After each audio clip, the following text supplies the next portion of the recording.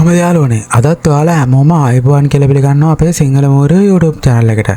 ඉතින් අද මම ඔයාලා වෙනුවෙන් අරගෙන ආවේ හැමෝම වගේ දන්න Van Damme ප්‍රධාන නළුවා විදියට රඟපාන action thriller crime කියන කැටගරි එකේ සුපිරිම මූවි එකක්. ඒ තමයි 2024 අවුරුද්ද රිලීස් වෙලා ලෝකේ පුරාම අතිශය ජනප්‍රිය වෙලා තියෙන Darkness of Man කියන මූවි එක. ආරාධනා කරනවා ඔයාලා හැමෝටම ෆිල්ම් එකේ ස්ටෝරි එක අවසාන විනාඩිය දෙකම බලන්න එන්න කියලා. ඒ වගේම තමයි තාමත් අපේ channel එක subscribe කරන්න මග හැරුණු කෙනෙක් ඉන්නවා නම් දැන්ම channel එක subscribe කරලා එහා පැත්තේ තියෙන bell icon එකත් on කරලා තියාගන්න කියලා ආදරයෙන් මතක් කරනවා. එහෙනම් අපි කෙලින්ම මූවි එකේ ස්ටෝරි එක පැත්තට යමු. ඉතින් ෆිල්ම් එක පටන් ගන්නේ රසල් කියන මනුස්සයාට හොඳටම වෙඩි වැදිලා ලේවිලක් මැද වැටිලා ඉන්න මාරව බීසුණු දර්ශනයක් එක්ක. මෙයාට මේ විදිහට වෙන්න හේතුව මොකක්ද කියලා අපිට පෙන්වන්න කලින් ඊළඟට ෆිල්ම් එකේ කතාව අවුරුදු දෙකක අතීතයට ඇදගෙන යනවා. ඉතින් රසල් මේ වෙලාවේ රෙස්ටුරන්ට් එකක වාඩි වෙලා ඉද්දී එයා පණ වගේ ආදරය කරන එස්තර් කියන ගර්ල් එතනට එනවා. එයා මාරම අවුලකින් හිටපු හින්දා රසල් එයාගෙන් අහනවා මොකක්ද ප්‍රශ්නේ කියලා. ඕනම දෙයක් එයාට කියන්න කියලා කියනවා. එතකොට එස්තර් කියනවා මම ගත කරපු මේ අඳුරු ජීවිතය මගේ පුතා වුණ ජේඩන්ට ලැබෙනවා දකින්න මම කැමති නෑ කියලා. එහෙම කියලා එයා රසල්ගේ අතට ඇඩ්‍රස් එකක් දෙනවා. දීලා කියනවා මෙතන මටයි මගේ පුතාටයි තර්ජනය කරන මාරව භයානක මැරෝ සෙට් එකක් ඉන්නවා කියලා. පුළුවන් නම් එයාලව සදහටම මේ ලෝකයෙන් තුරන් කරලා දාන්න කියලා කියනවා. හැබැයි ඊට පස්සේ වැඩේ කරන්න යන්න කලින් එස්තර් රසල්ගෙන් පොරොන්දුවකුත් ගන්නවා. ඒක තමයි එයාට මොකක් හරි වුණොත් එහෙම එයාගේ පුතා ජේඩන්ව ආරක්ෂා කරන්න කියලා. රසල් ගර්ල්ට පොරොන්දු වෙනවා එයා ඉන්නකම් පුතාට මුකුත්ම වෙන්න ඉඩ තියන්නේ නැහැ කියලා. ඊට පස්සේ අපට පෙන්නනවා එස්තර් එතනින් පිට වෙලා ගෙදර ගිහිල්ලා එයාගේ ඇඳුම් ටික බෑග් වලට දාගන්න ලෑස්ති වෙද්දී මූණ වහගත්ත දරුණු මැරව දෙන්නෙක් එයාගේ ගෙදරට කඩාගෙන බනිනවා. මෙයාලා ඇවිල්ලා තියෙන්නේ ගර්ල්ව මරලා දාන්න. මේකට බය වෙච්ච පාර එස්තර් මුලින්ම වොෂ්රූම් එක ඇතුළට ගිහිල්ලා ඒකේ දොර වහ ගන්නවා. ඔය ASCII රසල් එස්තර් දීපු ඇඩ්‍රස් එකට යද්දී එයාට හම්බ වෙන්නේ අර මැරගල්ලියේ කට්ටියම තමයි. එතනදී මෙයාලා දෙගොල්ල අතර මාරම දරුණු විදියට ෆයිට් එකක් පටන් ගන්නවා. රසල්ට පුළුවන් වෙනවා මැරෝ සෙට් එකේ දෙතුන් දෙනෙක්වම ඉවරයක් කරලා දාන්න. හැබැයි ෆයිට් එකේ ඒ විදියට යද්දී එතකොටම එස්තර්ගෙන් කෝල් එකකුත් රසල්ට එනවා. එයා ඒක ආන්සර් කරන්න හදද්දිම එක මැරේක් වෙඩි දින වෙඩිල්ලක් රසල්ගේ උරහිස පසාරු කරගෙන යනවා.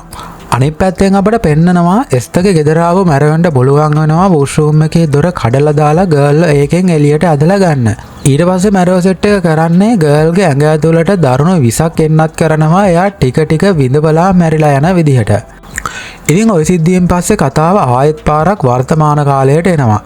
රසල් දැන් සාමාන්‍ය ජීවිතයක් ගත කරන ගමන් ඩ්‍රයිවර් කෙනෙක් විදියට තමයි ජොබ් එක කරන්නේ. එයාට මේ වෙද්දි ක්ලෙයා කියලා අලුත්ම ගර්ල් ෆ්‍රෙන්ඩ් කෙනෙකුත් ඉන්නවා.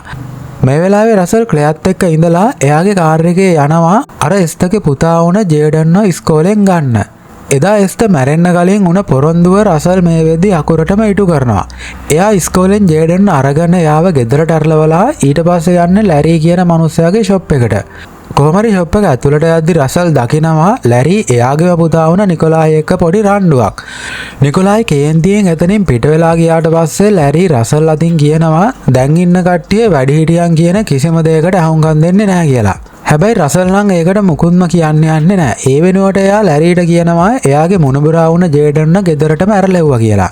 ඒකට ස්තුති කරන ගමන් ලැරි කියනවා ඔයා නම් අපේ පවුලට මාරම විදියට උදව්වක් කියලා.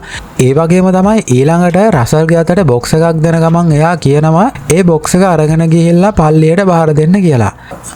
රසල් ඒ වැඩත් කරලා ඉවරනාට පස්සේ කෙලින්ම ටවුන් එකේ බාර් එකකට ගිහිල්ලා ඩ්‍රින්ක් එකක් දාන්න පටන් ගන්නවා. ටික වෙලාවක් යද්දි මේ ටවුන් එකේ පොලිස් නිලධාරියෙක් වුණ යේට්ස් කියන කෙනා රසල්ව හම්බෙන්න එනවා.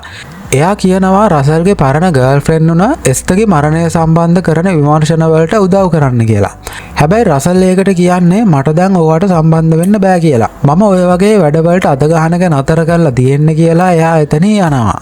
ඒ අතරේ අනිත් පැත්තෙන් අර ලැරිගේ පුතා වන නිකොලායි දැන් එයාගේ යාළුවොත් එක්ක බොන ගමන් කතා වෙනවා තමන්ගේ තාත්තා ලැරි හැමතිස්සෙම රුසියානු කල්ලිත් එක්ක බිස්නස් කරන ගමන් එයාට විතරක් කන දෙනවා කියලා. ඒ වගේම තමයි එයා කියනවා එයාට කොච්චර කේන්ති ගියත් ලැරිව ඉක්මවා යන්න බෑ කියලා. ඒ වගේම තමයි ලැරි තමන්ටත් වඩා රසල්ව විශ්වාස කරනවා කියලා නිකොලායි රසල් එක්කත් කේන්තියෙන් තමයි ඉන්නේ. ඉතින් ඊළඟ දවසේ රසල් එයා නතරලා ඉන්න ගෙදරට ගියාට පස්සේ අපට පෙන්නනවා එයාට තාමත් එස්තර්ව මතක් වෙලා මාරම විදියට දුකෙන් ඉන්නේ කියලා. එතකොටම දැන් එහා පැත්තේ කාමරයේ පැත්තෙන් මහා සද්දට මියුසික් එකක් මෙයාට ඇහෙනවා. මියුසික් එක අඩු කරගන්න කියලා රසල් ඒක කියන්නේ යද්දී කාමරයේ ඉන්න මහද මනුස්සයා මෙයාව දැකලා පොලිසියෙන් එන්නේ නැති කියලා බය වෙනවා. ඒ හින්දාම සද්ද අඩු කරගන්න කිව්වට පස්සේ ඌ ඒක කරනවා. කොහමද ඒ සිද්ධියෙන් පස්සේ මෙයා නිදාගෙන පහවදා උදේම ඇහැරෙද්දී යාට පොඩි අසනීප ගතියක් දැනෙනවා. හැබැයි මොන වැඩේ තිබ්බත් ජේඩන්ව ඉස්කෝලේට අරලන්න ඕන හින්දා මෙයා කරන්නේ ඩ්‍රින්ක් එකකුත් දාගෙන ජේඩන්ව යාගේ ගෙදරින් අරගෙන ඉස්කෝලේට අරලවනවා. හැබැයි මේ වෙලාවේ ජේඩන් ඉස්කෝලේට යන්නේ නැහැ. රසල් ගියාට පස්සේ එයා හොරෙන්ම එයාගේ මාමා වුණ නිකොලායිව හම්බ වෙන්න තමයි යන්නේ. ඒ අතර රසල් ආපහු ලැරීගේ ෂොප් එකට යද්දි ලැරී කියනවා ඔයා අද පරක්කු හින්දා මම ෂොප් එක වහන්න තමයි හැදුවේ කියලා. පස්සේ රසල් ජේඩන්ව අරලපු එක ගැන කියලා තවත් බොක්ස් එකක් ගන්න කියලා හිතාගෙන ඒක ඇතුළට යනවා. ඒත් එක්කම එකපාරටම ටවුන් එකේ මැරෝ දෙන්නෙක් ෂොප් එකට කඩාගෙන පැනලා ලැරීගෙන් සල්ලි වගේක් ඉල්ලනවා. ලැරී ළඟ සල්ලි තිබ්බේ නැති හින්දා උන් දැන් මෙයාට පහර දෙන ගමන් මරන්න තමයි හදන්නේ. කොහමද මැරෝ සෙට් එක ඒ වැඩේ කරන්න කලින් වෙලාවට රසල් ඒ මැද්දට පැනලා එයාට පුළුවන් වෙනවා ලැරීව බේර ගන්න. එයා මාරම දරුණු විදිහට ෆයිට් කරලා මුලින්ම එතනින් එක මැරයක ඉවරයක් කරලා දානවා. අනිත් මැරයාට පුළුවන් වෙනවා ජීවිතේ බේරගෙන එතනින් පැනලා යන්න. ඉතින් මේ වෙලාවේ අර නිකොලායි ජේඩන්ගේ අතට තුවක්කුවක් දීලා එයාව තැනකට එක්කගෙන යනවා. ඒකල්ලා එයා කියනවා ඒ තුවක්කුව පාවිච්චි කරලා මේ ගෙදර ඇතුලේ ඉන්න ඕනම කෙනෙක්ව මරලා දාන්න කියලා. අනිත් පැත්තෙන් ෆයිට් එකෙන් පස්සේ රසල් ෂොප් එකේ තිබ්බ බොක්ස් වගේක් අරගෙන එළියට එනවා ඒවා යාගේ කාර් එකට දාගන්න. ඒත් එක්කම එක පාටම පොලිස් නිලධාරීන් වගේක් මෙතනට ඇවිල්ලා රසල්ව බලෙන්ම වගේ ෆයිට් එකට ඇදලා අරගෙන එයාට පහර දෙන්න පටන් ගන්නවා. රසල්ට ඉක්මනටම තේරෙනවා මෙයාලා ඇත්ත පොලිස් නිලධාරියෝ නෙමෙයි කියලා. එයා උන්ටත් හොඳම පහර දීලා මරලා දාලා ඒ සාක්ෂි හංගන්න ඕනේ හින්දා මිනී ටික රෙදි වලින් ඔතන්න පටන් ගන්නවා. එතකොටම අර නිකොලායිත් එයාගේ මැරෝ සෙට් එකත් එක්ක ඇවිල්ලා ආපහු පාරක් රසල්ට පහර දෙන්න හදනවා. හැබැයි රසල්ට මේ වතාවෙත් පුළුවන් වෙනවා තනියම මුළු සෙට් එකටම නෙලලා ඉවරයක් කරලා දාන්න. අන්තිමට නිකොලායි තමන්ගේ පරාජය පිළි අරගෙන අපි මේක වාඩි වෙලා කතා කරමු කියලා රසල්ව බාර් එකට එක්කගෙන යනවා. එතනදී නිකොලායි කියනවා උඹ අපේ පවුලේ කෙනෙක් නෙමෙයි. උඹ අපේ බිස්නස් වලට ලං වුණේ මගේ සහෝදරි එස්තර් උඹට ආදරය කරපු හින්දා විතරයි. ඇත්තටම ලැරී රසල් නිකොලායිලා එකතු වෙලා මේ විදිහට මත්ද්‍රව්‍ය බිස්නස් එකක් තමයි කරගෙන යන්නේ. හැබැයි ලැරී නිකොලායිට මේ බිස්නස් එක ලොකුවට කරන්න ඉඩ දෙන්නේ නැහැ. ඒකට කේන්දියෙන් නිකොලායි දැන් රසල්ටත් අනතුරු අඟවනවා පවුලේ වැඩවලින් ඈත් වෙලා ඉඳපන් කියලා. කොහොමද රසල් නම් ඒ කතාව පොඩ්ඩක්වත් ගණන් ගන්නේ නැතුව මුකුත්ම කියන්නේ නැතුව එතනින් පිට වෙලා යනවා.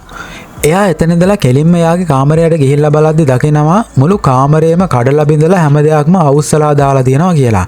කවුරු හරි හොරෙන්ම ගෙදර ඇතුළට රිංගලා තමයි මේ වැඩේ කරලා තියෙන්නේ. රසල් මේ වෙලාවේ එයා හයි කරලා තිබ්බ රහස් කැමරාවක් චෙක් කරලා බලද්දි දකිනවා මේක කරලා තියෙන්නේ වෙන කවුරුත් නෙමෙයි අර ජේඩන් කියලා. වැඩේ දුරදී ගිහිල්ලා තියනවා කියලා තේරුණාට පස්සේ රසල් කරන්නේ එයාගේ තුවක්කුව අතට අරගෙන හිතා ගන්නවා දැන් හැම දෙයක්ම ඉවරයක් කරලා දාන්න කාලේ හරි කියලා. ඊට පස්සේ එහා කාමරයට ගිහිල්ලා ඒ කාමරයේ ඉන්න මහත මිනිස්සයාගේ කාර් එක ඉල්ලගෙන එයාව අරගෙන ගිහිල්ලා තැනකට ඇරලන්න කියලා කියනවා. ඉතින් රසල් ඒ විදිහට යන්නේ නිකොලායි ජේඩන්ව හංගගෙන තියාගෙන ඉන්න ප්ලේස් එකට. එයා ඇතුළටම ගිහිල්ලා ජේඩන්ට කියනවා මම ඔයාව ගෙදරට ඇරලවන්නම් ගිහිල්ලා දැම්මම කාර් එකට නගින්න කියලා. හැබැයි නිකොලායිගේ මැරෝ ජේඩන්ට යන්න ඉඩ දෙන්නේ නැහැ.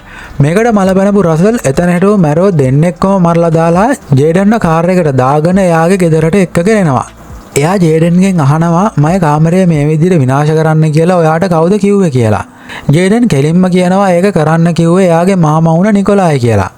ඊට පස්සේ රසල් ජේඩන්ට අනතුරු අඟවනවා නිකොලාව විශ්වාස කරන්න එපා කියලා. එයා හින්දා තමයි ඔයාගේ අම්මට මැරෙන්න උනේ ඒ වගේම ඔයාටත් මැරෙන්න වෙයි කියලා කියනවා. එතකොට ජේඩන් කෑ ගහලා කියනවා මගේ අම්මා මැරුණේ නැහැ එයා සීදි විනාසා ගත්තනේ කියලා. එයාට ඒ විදිය දෙයක් සිද්ධ වුණේ උඹ හින්දා. උඹ මගේ ජීවිතේට එන්න කලින් හැම දෙයක්ම හොඳට තිබ්බ කියලා එයා කියනවා. ඊට පස්සේ තමයි රසල් ඇත්තම සිද්ධිය ජේඩන් අතින් කියන්නේ. එයා කියන්නේ ඔයාගේ අම්මා තමයි මුලින්ම මේ මත්ද්‍රව්‍ය බිස්නස් එක මේ ටවුන් එකේ කරේ කියලා. හැබැයි රුසියානුව මේ නගරයට ආවට පස්සේ ප්‍රශ්න වැඩි වෙලා එයා මගෙන් උදව් ඉල්ලුවා. මම එයාව බේරන්න පොරොන්දු වුණා. ඒ වගේම තමයි නිකොලායිලා තමයි එයාට වස දීලා මැරුවේ. එයා සීදි විනාසා ගත්තේ නෑ කියලාත් රසල් මේ වෙලාවේ කියනවා. හැබැයි කොහොම හරි ජේඩන් නම් ඒ කතාව පොඩ්ඩක්වත් විශ්වාස කරන්නේ නැහැ. එයා එක දිගටම රසල්ට බැනලා එතනින් පිටත් වෙලා යනවා. ඒකෙන් පස්සේ රසල් ගෙදරින් එළියට එද්දිම මැරෝ සෙට් එකක් මෙයාට ඇටැක් කරලා සිහිය නැති කරලා දානවා. කොහොමද කොල්ලට තේරුම් යනවා මෙයාලා අර ලැරීගේ ෂොප් එකට ඇටැක් කරපු මැරෝමයි කියලා. ක්ලේයි අර මහත මිනිස්සයයි තමයි සිහිය නැති වෙලා හිටපු රසල්ලා ඉක්මනටම රෝහලට අරගෙන යන්නේ. ටික වෙලාවකින් කොල්ලාට සිහිය ආවට පස්සේ ක්ලෙයා එයාගෙන් අහනවා මොකක්ද සිද්ධ වෙන්නේ කියලා. ඔයාට ඒ විදිහට පහර දුන්න මැරයෝ කවුද කියලා අහනවා. හැබැයි ඒකට රසල් කියන්නේ වෙලාව ආවට පස්සේ මම හැම දෙයක්ම පැහැදිලි කරලා දෙන්නම් කියලා. මේ වෙලාවේ අර පොලිස් නිලධාරියාත් මෙතනට එනවා රසල්ගෙන් ප්‍රශ්න කරන්න. හැබැයි රසල් එයාට උත්තර දෙන්නේ නැතුව මග ඇරලා ජේඩන්ව බේර ගන්න ඉක්මනටම පිටත් වෙලා යනවා. ප්ලේස් එකට ගියාට පස්සේ මෙයා දකිනවා ලසාරස් කියන මද්ද්‍රව්‍ය ජාලයේ ප්‍රධානියා සල්ලි වගේක් අරගෙන යන්න හදනවා. රසල්ට පුළුවන් වෙනවා මෑන් පැන ගන්න කලින් කාර් එකට වෙඩි දීලා ඒක ඇක්සිඩන්ට් කරවන්න. ඒකෙන් එතන හිටපු අනිත් මැරයෝ හැමෝම වගේ මැරුණත් ලසාරස් කාර්යයා විතරක් බේරෙනවා. රසල් ඊළඟට මෑන්ගේ ළඟට ගිහිල්ලා ජේඩන් ඉන්නේ කොහෙද කියලා මුලින්ම අහනවා. හැබැයි මෑන් ඒකට වචනයක්වත් කතා කරන්නේ නැහැ. ඊට පස්සේ රසල් කරන්නේ කිසිම අනුකම්පාවක් නැතුව ඌව එතනම ඉවරයක් කරලා දානවා. ඒකෙන් පස්සේ මෙයා මැරයන්ගේ බාර් එකකට රිංගලා එතන සිකියුරිටි ගාඩ් කෙනෙක්ව මරලා දාලා එයාගේ ඇඳුම් ටික ඇඳගෙන වෙස් මාරු කරගන්නවා. මේකේ ඉන්නේ රුසියානු මද්ද්‍රව්‍ය ජාලයේ ප්‍රධානියෙක් වුණ ඇලෙක්සිස් කියන මැරයා. ටික වෙලාවකට පස්සේ ඇලෙක්සි කාර් එකකට නැගලා යන්න හදද්දී රසල් සිකියුරිටි කෙනෙක් වගේ එයත් එක්කම ඒ කාර් එකට රිංග ගන්නවා. එයා ශනිකව අනිත් මැරයන්ව ඉවරයක් කරලා දාලා ඇලෙක්සිට දුවක්කුවක් දික් කළා ජේඩන් මේ වෙද්දි ඉන්නේ කොහෙද කියලා ඒ තැන ගැන අහනවා. හැබැයි ඒකට ඇලෙක්සි කියන්නේ මම ජේඩන් ගැන කිසිම දෙයක් දන්නේ නැහැ. මම මගේ බිස්නස් එක විතරයි කරන්නේ කියලා. එහෙම කියලා පොර එතනින් පැනලා යන්න හදපු හින්දා රසල් මෑන්ගේ බඩටත් පිහියක් බස්සලා ඌවත් මෙලවින් තුරන් කරලා දානවා. ඒකෙන් පස්සේ කොල්ලා ආපහු එයාගේ කාමරයට ආවට පස්සේ කලින් වතාවේ වගේම ක්ලෙයා තමයි කොල්ලගේ තුවාල වලට බෙහෙත් කරන්නේ. ඒ ගමම්ම ගර්ල් කියනවා දිගටම ඔයා මේ වගේ වැඩ කරොත් එහෙම ළඟදිම මැරුම් කයි කියලා. ඒකට රසල් මට ඉතුරු වුණු වැඩ ටික ඉවර කරන්න වෙනවා කියලා ආපහු සැරයක් යන්න ලෑස්ති වෙනවා. ඉතින් ඒකෙන් පස්සේ කොල්ලා කෙලින්ම යන්නේ නිකොලායිගේ රහස් ප්ලේස් එකට. එතනදී එයා මුලින්ම නිකොලායිගේ ගර්ල්ෆ්‍රෙන්ඩ්ව අල්ලගෙන එයාගේ ඔළුවට තුවක්කුව තියලා නිකොලායිට තර්ජනය කරනවා. එයා කියනවා ගර්ල්ව බේරන්න ඕන නම් ජේඩන්ව මට බාර දීපන් කියලා. හැබැයි මේ වෙද්දි ජේඩන් ඉන්නෙත් නිකොලායි ළඟම තමයි. අනිත් පැත්තට නිකොලායි ජේඩන්ගේ අතට තුවක්කුව දීලා කියනවා මෙන්න ඔයාගේ අම්මව මරපු මිනිමරුවා දැන් ඔයාගේ ඉස්සරහම ඉන්නවා. උට වෙඩි තියලා දාලා අම්මා වෙනුවෙන් පලිය ගනින් කියලා. ඒත් එක්කම රසල් ජේඩන්ට කියනවා ඔයා මිනිමරුවෙක් නෙමෙයි නිකොලායිගේ බොරු කතාව විශ්වාස කරන්න එපා කියලා. ඇත්තටම එයා නෙමෙයි එයා කලින් කියපු විදියට නිකොලායි තමයි අම්මව මරලා දැම්මේ කියලා කියනවා. ඒක ඇහුව ගමම්ම ජේඩන් තුවක්කුව නිකොලායිගේ පැත්තට හරවලා කෙලින්ම එයාට වෙඩි තියනවා. ඊට පස්සේ තමයි මෙතන දරුණුව ෆයිට් එක පටන් ගන්නෙ. මේ වෙලාවේ රසල් ඉතිරි මැරේ ඔක්කොමත් එක්ක ෆයිට් කරලා උන්ව මරලා දැම්මත් අන්තිමට එයාටත් වෙඩි උණ්ඩයක් වදිනවා. ජේඩන් අඬ රසල් ළඟට ඇවිල්ලා එයාගෙන් සමාව ඉල්ලනවා. ඒත් එක්කම වගේ තමයි රසල්ට එතනදී සිහිය නැති වෙලා යන්නේ. ඉතින් ඒ සිද්ධියෙන් පස්සේ ෆිල්ම් එකේ ඊළඟට අපිට පෙන්වන්නේ ටික කාලයකට පස්සේ රසල් මේකෙන් සම්පූර්ණයෙන්ම සුව වෙලා ඉන්න විදිය. එයා ක්ලෙයාව හම්බ වෙලා කියනවා එයා ජේඩන්වත් අරගෙන මේ ටවුන් එකෙන් ගොඩක් දුරකට යනවා කියලා. කැමති නම් ක්ලෙයාටත් එයත් එක්ක එන්න කියලා කියනවා.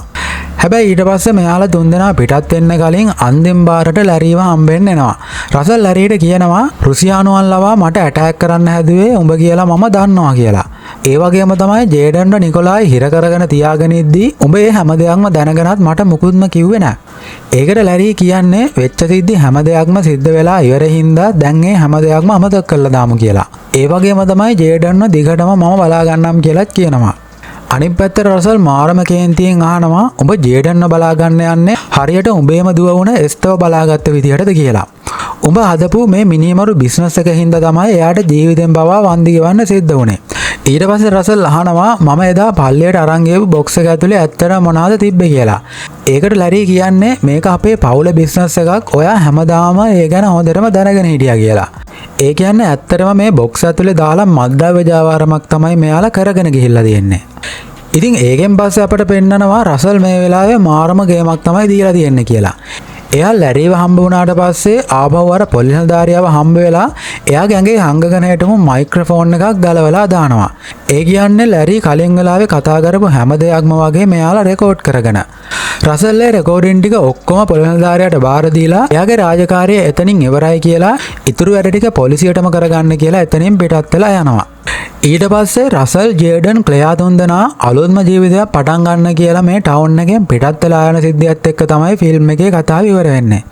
ඉතින් යාළුවනේ මේ මාරම කුතුහලයෙන් පිරුණු ඇක්ෂන් ෆිල්ම් එකේ කතාව ගැන ඔයාලා මොකද හිතන්නේ? අනිවාර්යයෙන්ම වීඩියෝ එක පල්ලෙහින් කමෙන්ට් එකක් දාන්න. එහෙනම් අපි තවත් මේ වගේම සුපිරිම ෆිල්ම් එකකින් ඉක්මනටම හම්බෙමු. ඔයාලා හැමෝටම සුබ දවසක්.